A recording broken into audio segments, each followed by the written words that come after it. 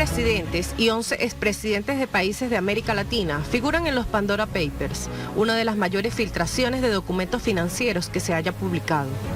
Sebastián Piñera, presidente de Chile, Guillermo Lasso, presidente de Ecuador, y Luis Abinader, presidente de la República Dominicana, aparecen en la investigación coordinada por el Consorcio Internacional de Periodistas de Investigación.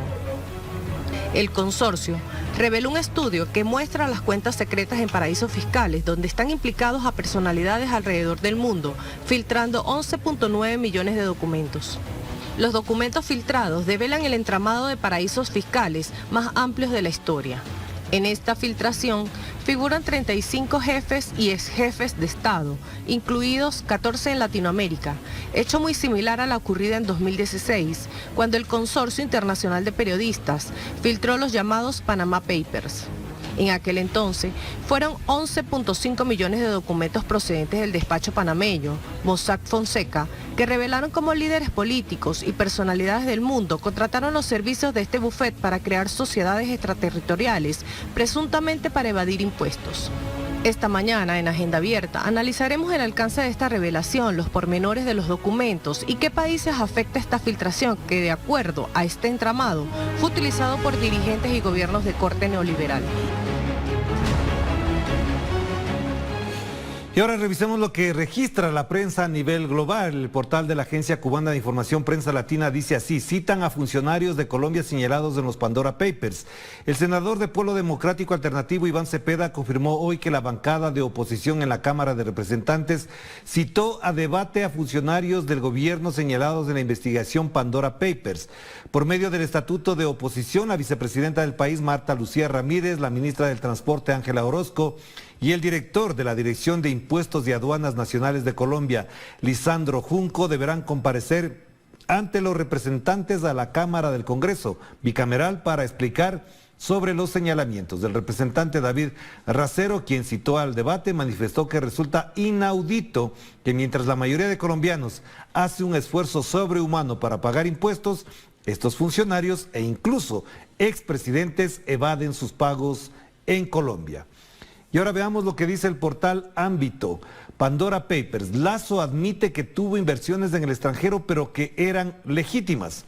Según los Pandora Papers, una investigación periodística internacional sobre la ocultación de activos en paraísos fiscales, Lasso controló 14 sociedades offshore, la mayoría con sede en Panamá, y las cerró después de que el presidente Correa de aquel entonces aprobara una ley en el año 2017 que prohibía a los aspirantes presidenciales tener empresas en paraísos fiscales. Lasso, quien tomó posesión en mayo último, sostuvo que esto no debería tratarse de a dónde van los recursos que uno honestamente produce, sino de dónde sale el dinero que tienen aquellos malos políticos en el exterior. Así fue la respuesta del señor Guillermo Lasso Mendoza. Veamos lo que destaca ahora este portal europeo France 24. Salpicados en el escándalo de los Pandora Papers, refutan su implicación. Los presuntos implicados tildaron las acusaciones de falsas, pero los hallazgos de la investigación indican que algunos de los involucrados escondieron fortunas de miles de millones de dólares para no pagar impuestos. Uno de los primeros en refutar los señalamientos fue el actual presidente chileno Sebastián Piñera. El mandatario aseguró que no participó del megaproyecto minero Dominga, una operación en la que habría usado una cuenta offshore. El mandatario de los ecuatorianos, Guillermo Lasso, por su parte, trató de salir al paso de las acusaciones al afirmar que su patrimonio es producto de su trabajo en el Banco de Guayaquil y que no posee bienes en paraísos fiscales. La indagación apunta a que el presidente de la República Dominicana, Luis Abinader, poseía sociedades offshore en paraísos fiscales con el presunto objetivo de no pagar impuestos. Y de esto queremos conectarnos ahora, después de la publicación del informe denominado Pandora Papers, con nuestra compañera corresponsal en Quito, Denise Herrera, quien ya vemos en pantalla. Denise, qué gusto verte de nuevo por acá. Y de entrada te preguntaría, ¿cuál ha sido la reacción en Ecuador a propósito de lo que ayer se ha denunciado? ¿Cuál ha sido incluso la reacción de la opinión pública a propósito de la respuesta dada por el presidente Guillermo Lasso, que en vez de explicar a dónde fue la plata, comenzó a acusar a otros políticos? Te escuchamos. Hola Orlando, qué gusto saludarte a ti, a la audiencia de Telesur. Bueno, como escuchábamos, las reacciones que hay en la prensa internacional, esto no ocurre en el Ecuador, es algo que lo he venido narrando desde el día de ayer. Si bien ciertos medios, por ejemplo, de la prensa escrita, han levantado esta información, lo hacen con muy poca información. Recordemos que parte de esto también es la normativa que rige en el Ecuador sobre la prohibición de personas que busquen cargos públicos, justamente la prohibición de tener empresas offshore y asimismo servidores públicos, por lo cual la prensa no se ha pronunciado tanto sobre este tema. Ahora escuchábamos también en una declaración ayer al presidente Guillermo Lasso referirse sobre el tema, minimizando la situación y, como bien lo has dicho tú también, Orlando, también tratando de desviar la atención, culpando, por ejemplo, a diferentes expolíticos que tienen también problemas o denuncias parecidas. Sin embargo, la ciudadanía lo que esperaba era la respuesta puntual del presidente Guillermo Lasso. Recordemos que no solo hubo este pronunciamiento, sino también lo hizo a través de un comunicado donde negó tener cualquier vínculo con alguna empresa offshore e incluso también aseguró que todo su patrimonio es resultado de su trabajo de toda la vida en el Banco de Guayaquil. Lo que devela parte de esta investigación es que de las 14 empresas offshore que tuvo Lasso antes de asumir la presidencia, 11 estarían inactivas y 3 se habrían conformado, de las cuales también parte de la investigación habla de que estas empresas estarían al nombre de sus familiares. Ahora diferentes expertos señalan dos temas puntuales, Orlando. Por ejemplo, si bien el presidente Guillermo Lasso ha indicado que este es su dinero honesto, de su trabajo de toda la vida, entonces la otra opción sería que él sacó su dinero debido a la intención de evadir impuestos. Si bien el presidente Guillermo Lasso ha declarado que ha sido uno de los personajes locales que más ha pagado impuestos, esto evidenciaría que no toda su fortuna o no todo su dinero está en el Ecuador. Entonces esa información sería imprecisa, ya que realmente no se conocería cuánto es el patrimonio real del presidente Guillermo Lasso. Él también ha indicado que esto se trata de otra intención política, ha minimizado también la investigación, a pesar de que son cadenas internacionales reconocidas y que además en su momento algunos de sus vocerías han hecho incluso, han citado investigaciones o temas de la prensa internacional. Ahora se ha reducido a esto, a minimizar esta situación, y parte de la prensa también ha seguido este discurso. Una sola cosa más a propósito de esto, Denise, porque en algún momento el presidente y quienes la acompañan y diría incluso le acolitan en su relato político señalaron que este tipo de denuncias eran de la prensa correísta, es decir, cuando se publicó en el año 2017 esta investigación por parte de Página 12, se amplificó en Telesur, en el diario El Telégrafo aquel entonces. Su reacción primero fue negar que tenía plata en el extranjero y segundo que esas eran difamaciones que anoche reiteró, generalizaciones sin mencionar de la prensa correísta. ¿Hasta dónde efectivamente la prensa correísta ha hecho parte de esta investigación? Así es, Orlando. Bueno, esta denuncia no es la primera vez que se escucha en el Ecuador. Ya lo hemos también mencionado, a las investigaciones que salieron en el 2016 y 2017, particularmente la de Página 12, en medio de la campaña electoral. Era una noticia que ya se conoció en Ecuador y que el discurso del gobierno y de la oposición al correísmo siempre fue aludir que esto se trataba de un juego de los correístas. Sin embargo, ahora salen diferentes cadenas internacionales que incluso son más de alrededor de 600 periodistas que han contrastado esta información. Y algo que llama la atención primero es que el presidente Guillermo Lasso negaba tener cuentas o empresas offshore y ahora las admite, pero dice que no tiene vinculación en la actualidad. Y por otro lado también algo que señalaban los conocedores del tema es, Orlando, un tema central. Recordemos que el gobierno recientemente envió un proyecto a las reformas tributarias y laborales y una de las planes del gobierno era justamente incentivar o aumentar un impuesto a la clase media, a pesar de que una propuesta de campaña fue no aumentar ningún impuesto. Entonces es difícil poder creer a una persona que aparentemente, según esta investigación, ha evadido impuestos y ahora le pida a los y las ecuatorianas que acepten esta ley, a pesar de que la Asamblea le regresó ya este proyecto de ley, y aumentar el impuesto a los y las ecuatorianas. Así que, en resumen, prácticamente es algo que se conocía, que no responde directamente al sector de la Revolución Ciudadana, a pesar de que se presentó una impugnación en la campaña electoral para que Guillermo Lasso no sea candidato, ya que según las investigaciones, y esto estaría respondiendo a que podría ser inhabilitado. Pese a eso, el argumento del presidente Guillermo Lasso ha sido que la respuesta fue que esa impugnación no tuvo sustento, pero ahora vemos que la situación con esta investigación cambia completamente.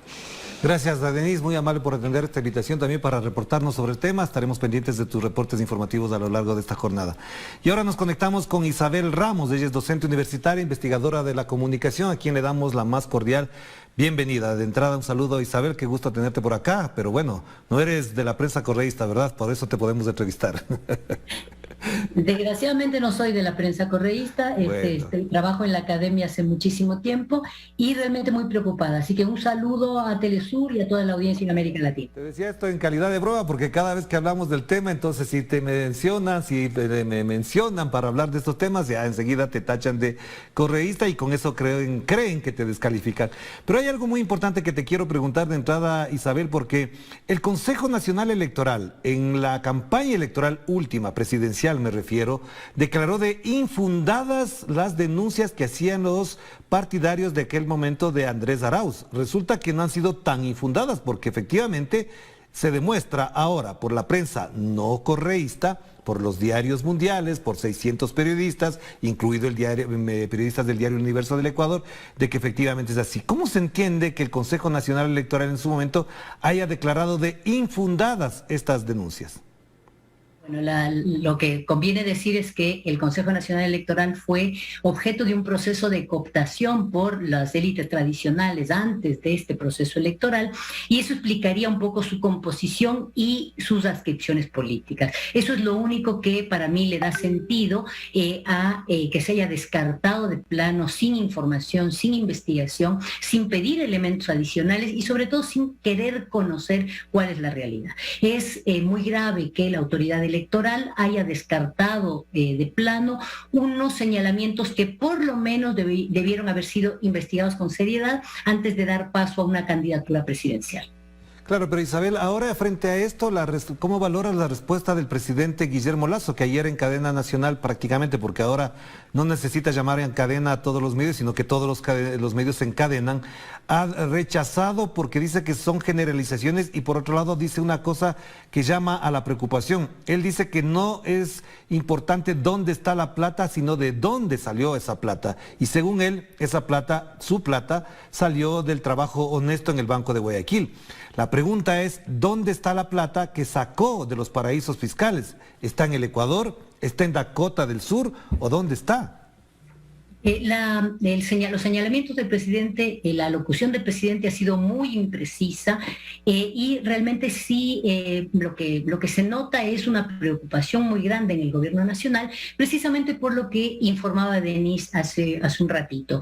El gobierno nacional ha impulsado una serie de gravámenes en contra de los sectores medios, sobre todo, que digamos que van a significar mucho peso en los bolsillos de quienes no tienen la posibilidad de hacer lo que él hizo en su momento, que es poner su dinero fuera de la posibilidad de pagar tributos fuera del país, y en este momento los va a exigir. Entonces, es importante decir que el dinero, por más bien habido que sea, este es el eje de la cobertura de los medios adictos al gobierno nacional, este es el eje del discurso gubernamental que esos medios reproducen, por más bien habido que sea el dinero, hay una cosa muy grave que es justamente evitar o eludir los impuestos.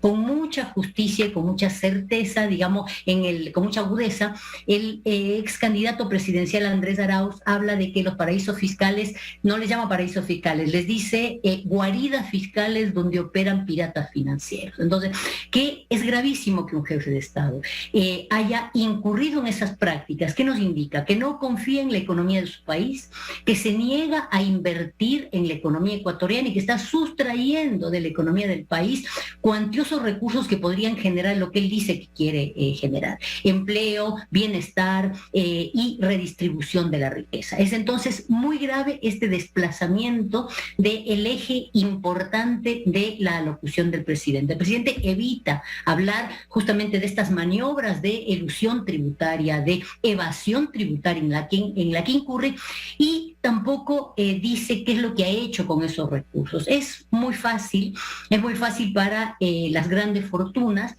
construir un entramado de empresas fantasma, de empresas de papel, que evidentemente no están a nombre de personas naturales, sino de otras personas jurídicas, y esto elude esto borra un poco la pertenencia directa por parte del presidente. Él no está diciendo mentiras, a lo mejor.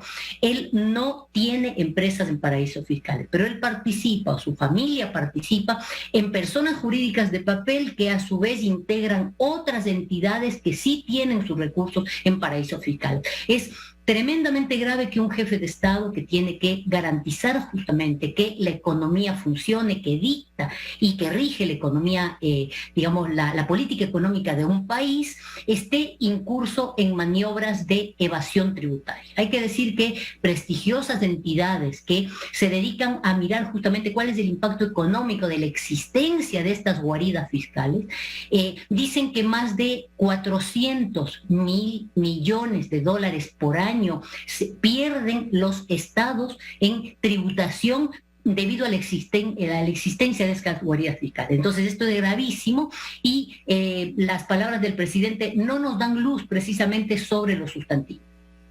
Claro, Isabel, porque en principio él lo negaba, en el año 2016, 2017 lo negaba, después asumió que sí, pero ahora ya no estamos hablando de él, sino estamos hablando de la familia presidencial que tendría plata en las guaridas fiscales, como tú las denominas, que me parece efectivo ese nombre, pero es la familia presidencial. Por eso pregunto, además, ¿qué consecuencias tendría esto? Porque ya se nota, ya se ve que, por ejemplo, en la Asamblea Nacional, en el Poder Legislativo del Ecuador, se empiezan a plantear algunas opciones. La primera es que el presidente de la Comisión de Fiscalización ha dicho que le pide información al presidente, como que si no tuviese la información. Estamos hablando de un señor que se denomina periodista, Fernando Villavicencio, como que él no tuviese la información al respecto. Y lo segundo es que el bloque de UNES de la Revolución Ciudadana ha pedido una comisión multipartidaria o multipartidista para que investigue y recepte toda la información. Esto podría llevar a dos caminos, Isabel, te planteo la pregunta. Uno, a la muerte cruzada, al pedido de renuncia del presidente, o la otra es efectivamente a un enjuiciamiento político. Lo que primero procede en cualquier país en serio es que esto se investigue. En las grandes economías del mundo esto ya ha provocado que justamente se empiece a pedir información respecto a unas prácticas que pueden no ser ilegales, pero que perjudican las economías.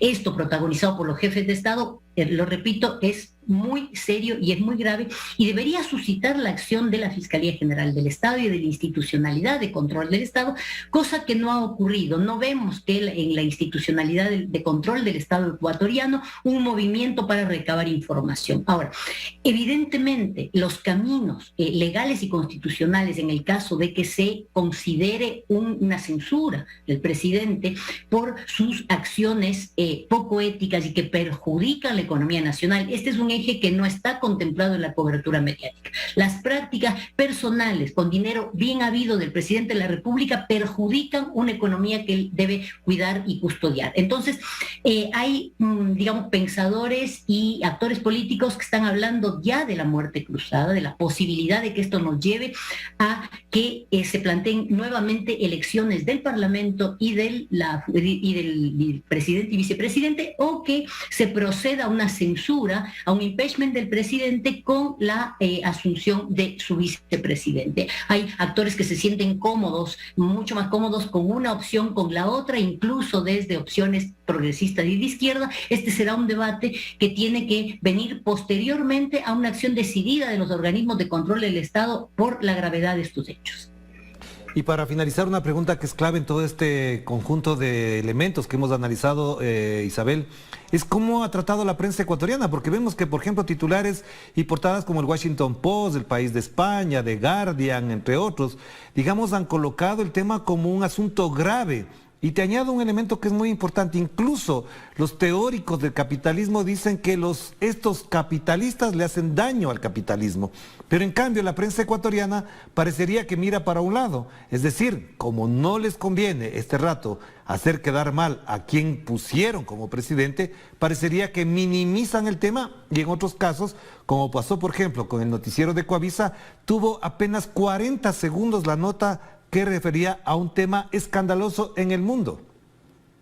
Los grandes medios del Ecuador ejercen su función, ¿no es cierto?, su función política en el marco de un gobierno al que han apoyado y han ayudado a instalar. La prensa, todos sabemos, tiene el poder de decir y el poder de callar. Una manera de escamotear el tema y su profundización, su reconocimiento público, es precisamente darle un lugar poco destacado en la agenda, porque no se puede eludir una información de esta magnitud, no es posible no informarla, entonces se le resta importancia, se le resta espacio, pero también hay muy poca información, es decir, hay pocos datos en la cobertura mediática, pero el eje es claro. El presidente tenía empresas en paraísos fiscales y no las tiene más, no ha incumplido con la ley de pacto ético. Esto es lo que dice la prensa ecuatoriana, palabras más, palabras menos, la gran prensa, digamos. Esto reproduce, como estamos acostumbrados ya, el discurso oficial. Dinero bien habido, cada quien hace con su dinero lo que le parece, restándole importancia a la gravedad, primero, a la evasión impositiva, y segundo, a quien debería estar pendiente de que tengamos una economía lozana, una economía fuerte, digamos, está sacando recursos de esa economía para evitar los tributos. Tremendamente grave, y la prensa le resta importancia con estas estrategias que ya son conocidas por desgracia. Gracias.